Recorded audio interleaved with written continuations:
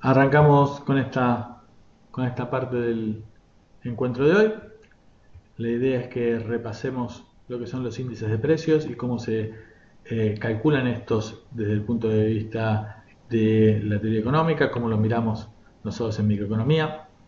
Y acá lo que hacemos es, primero, un enfoque teórico, ustedes lo tienen en el capítulo del libro, y lo que nosotros hacemos es comparar diferentes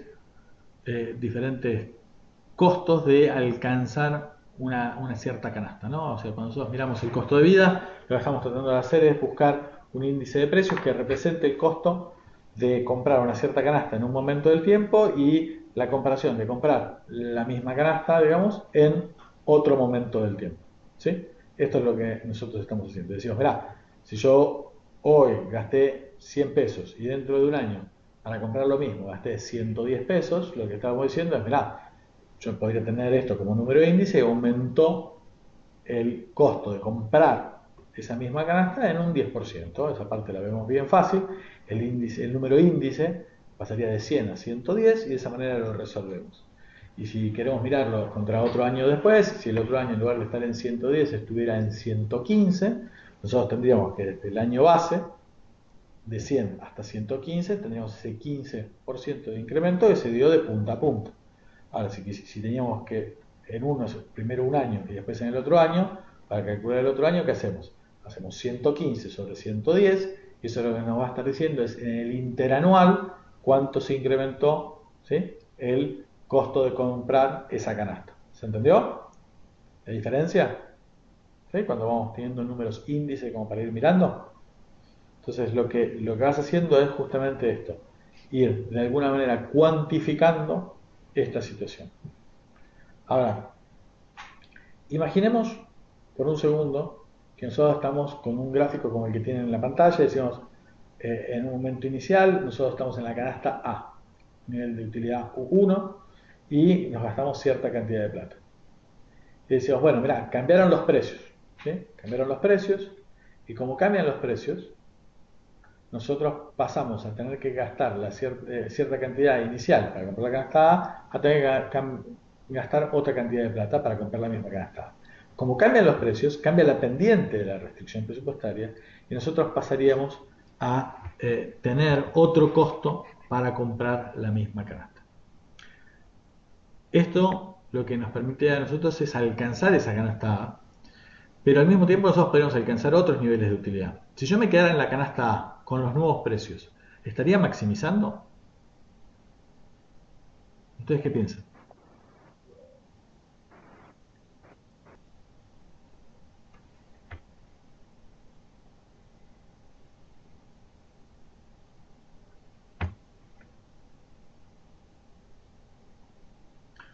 A ver, Valeria contesta que no. ¿Y por qué no?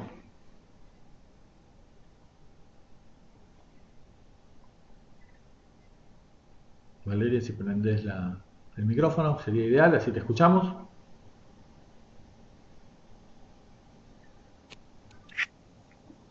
Sí, porque se relacionaba con una de las preguntas del formulario también. Tenías que satisfacer de otra manera disminuyendo ese bien con otro, compensándolo. Claro, fíjate que si nosotros originalmente con la plata inicial estábamos en la restricción 1, L1, y ahora puedo seguir comprando la canasta A, es decir, que paso a L3, yo podría comprar la canasta A, pero también podría comprar una canasta sobre L3 que esté a la derecha o a la izquierda. Si yo quisiera comprar una canasta sobre sobre la restricción L3 que está a la izquierda, no alcanzaría el nivel de utilidad, estaría peor que antes. Pero si yo comprara una canasta a la derecha del punto a lo largo de la curva L3, que es la restricción presupuestaria nueva, nosotros podríamos alcanzar un nivel de utilidad más alto. ¿Sí? ¿Estamos de acuerdo? Porque por ahí va a pasar una curva de indiferencia más lejana al origen y por ende con un nivel de satisfacción más alto. Con lo cual, si yo tenía que el costo de vida mío en un momento eran 10.000 pesos y ahora son 11.000 pesos, si yo dispusiera de esos 1.000 pesos adicionales, yo no consumiría la misma canasta de antes, consumiría otra canasta y esta otra canasta a nosotros nos permitiría alcanzar un nivel de utilidad más alto. Entonces, lo que tenemos ahí como punto B es, bueno, pará, vos no tendrías que comparar la plata que gastabas para comprar A con la plata que gastarías hoy para comprar la misma canasta. Sino que lo que vos tendrías que hacer es compararlo contra la plata que vos necesitarías para mantener constante el nivel de satisfacción que vos tenías en el punto anterior, ¿sí? Es decir, la cantidad de plata que vos necesites para alcanzar, por ejemplo, el punto B, donde vas a tener un nivel de utilidad tan bueno como el que tenías originalmente. Si ustedes se fijan, esta L2 lo que implica es que tiene un nivel de gasto más bajo que el que tiene en L3 y por ende no estaríamos sobreestimando el nuevo costo de vida para que la persona esté igual que antes de los incrementos de precios. ¿Se entiende la diferencia? Obviamente que cuando nosotros estamos teniendo pequeñas variaciones, esta diferencia entre un punto, entre una forma de calcularlo y la otra, es bastante pequeña.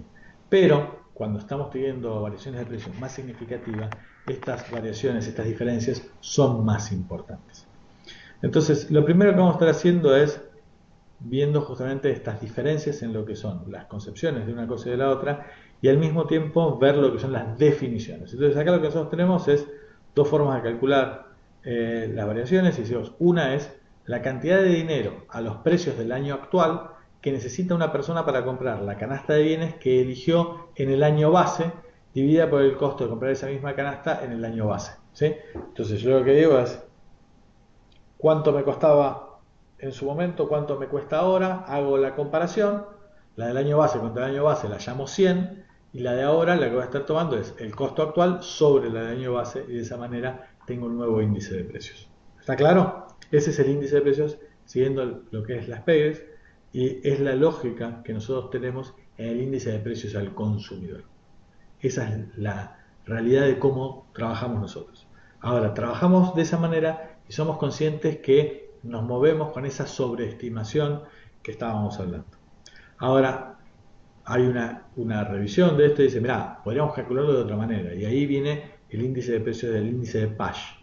¿Esto qué hace? Esto dice, cantidad de dinero a los precios del año actual que necesita una persona para ganar la canasta de bienes y servicios elegida en el año actual, ¿no? La del punto B, dividido por el costo que cuesta comprar la canasta de hoy en el año base. Entonces ahora digo, ¿cuánto costaba? ¿Cuánto cuesta comprar B hoy y cuánto costaba antes comprar esa misma canasta B? Entonces vamos a tratar de estimar esto sobre B. Es una forma de mirarlo. En uno me pongo sobre la canasta original y en el otro me pongo sobre la canasta final. Ustedes me van a decir, pero estás loco, digamos, esto qué tan diferente puede llegar a ser una cosa, puede llegar a ser otra. Y cuando estás mirando de un mes al otro, tienen razón, la verdad es que los cambios por ahí son más pequeños. Pero ahora vamos a ir un poquito más adelante con esto, vamos a mirar julio de 2020 y vamos a ver cómo estamos trabajando. Acá lo que nosotros tenemos es, estos son los números del último índice de precios, julio de 2020 es el último está publicado, ustedes lo pueden buscar directamente en el INDEC, bajan en el INDEC el índice de precios del consumidor, el informe con toda esta información y le dicen, miren, estos son los datos que les da a ustedes el IPC, le dicen, la variación mensual en el total nacional es 1.9, y dicen, mirá, ¿eso qué significa? Significa que el índice de precios del consumidor, esto pasó de, como les decía, de 100 a 110 y después de 110 a 115, en el del mes, el índice de precios del mes de julio sobre el índice de precios del mes de junio da 1.9% más caro. ¿Sí?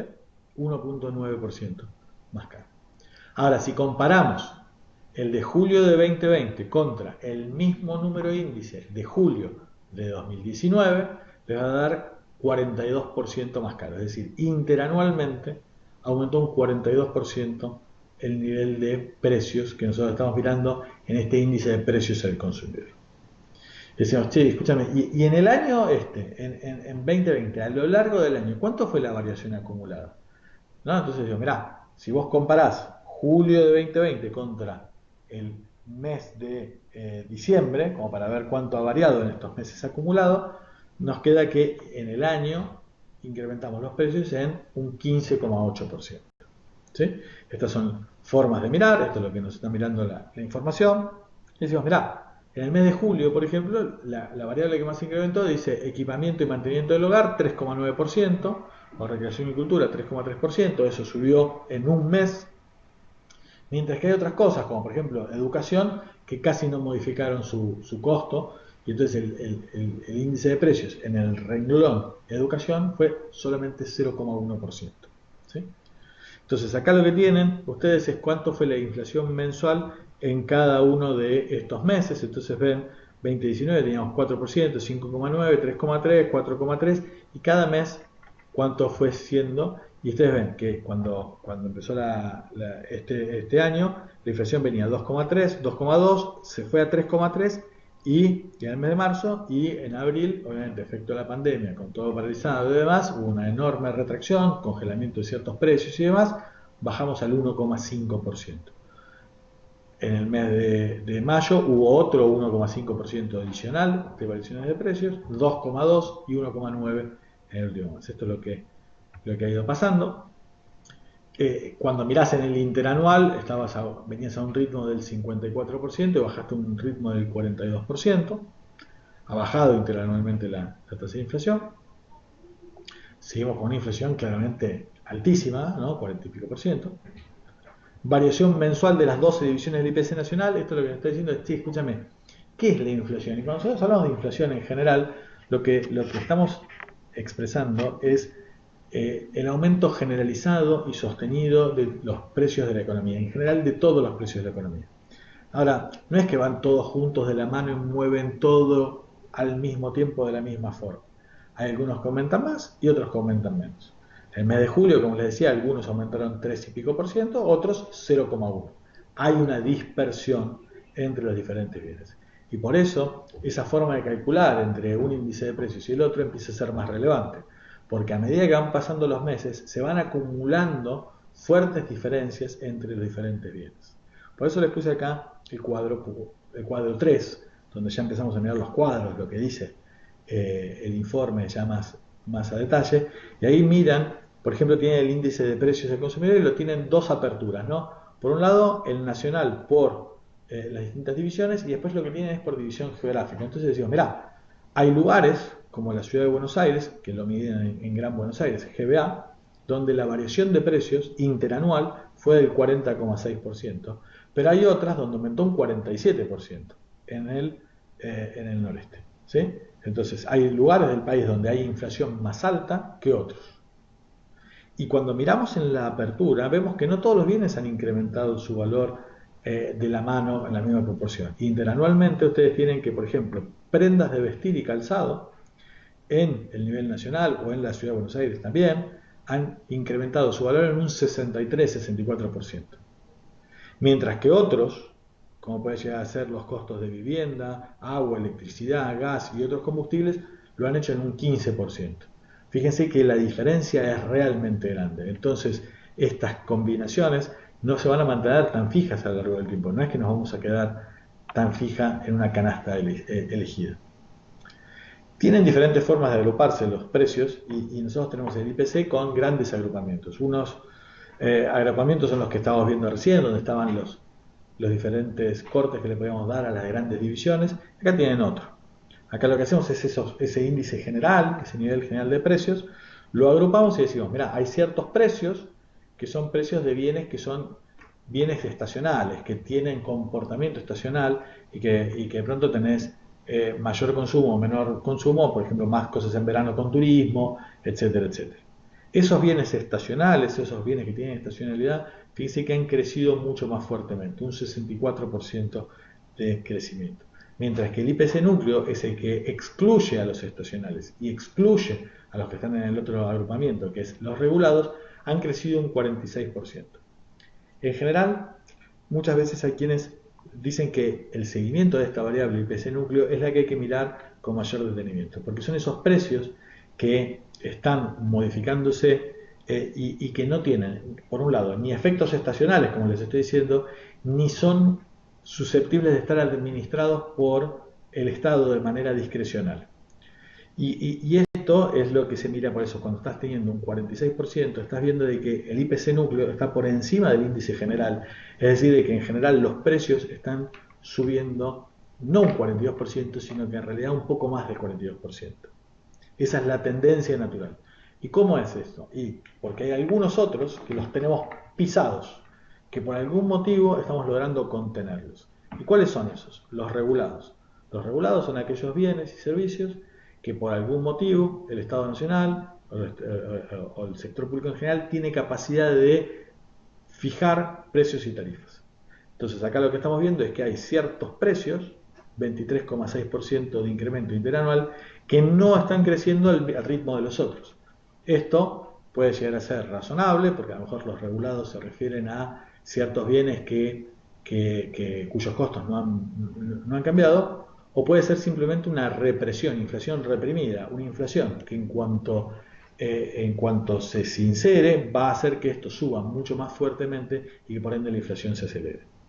En general lo que nosotros estamos teniendo que tener en cuenta es que si vos dejás durante mucho tiempo congelada una tarifa y esta tarifa no logra cubrir los costos, lo que va a pasar es que empieza a haber desabastecimiento, empieza a haber apagones, empieza a haber fallas del funcionamiento de aquellos servicios públicos que vos estás conteniendo esas tarifas. Y esto es lo que observamos acá. Si hay o no hay represión en la inflación que estamos teniendo. En este caso se observa que sí. Acá tenemos la apertura, como estamos viendo de esto, de cuáles son las ponderaciones de la canasta. ¿Se acuerdan que yo les decía, esa canasta que nosotros estamos viendo, la canasta A o la canasta B, es una canasta que tiene que ver con una evaluación que se hizo a partir de una encuesta general de gasto de los hogares, donde se hizo una revisión grande de los hogares de la República Argentina y se trató de fijar qué es lo que consumen las familias en cada uno de los lugares del país y de acuerdo a los diferentes estratos sociales y la composición de cada una de las familias, ¿no? Porque no es lo mismo una familia que tiene adultos mayores que una que tiene niños en su hogar, ¿no? El consumo de educación es diferente, el consumo de medicamentos es diferente, el consumo de rubro de salud es diferente. Esto que ustedes están viendo acá es la apertura de ese 100% de los bienes que están en el índice general, cuánto pesa cada una de las distintas variables. Y está evaluado en un cierto momento del tiempo, en diciembre de 2016. ¿Sí? Diciembre de 2016. La verdad que desde diciembre de 2016 hasta ahora, si ustedes han prestado atención, tenemos un nivel de variación de precios bastante significativo, con una inflación acumulada bastante grande, y eso puede llegar a estar haciendo de que haya una distorsión muy fuerte entre la canasta esa A siguiendo un índice de precios y la canasta B siguiendo otro índice de precios. Esto es real, somos conscientes de eso, pero de alguna manera tenemos que medirlo y convencionalmente lo que hacemos es utilizar el índice de precios del consumidor para tratar de reflejar la variación del costo de vida o de lo que es normalmente conocido como la inflación en general a nivel familias. ¿Está claro?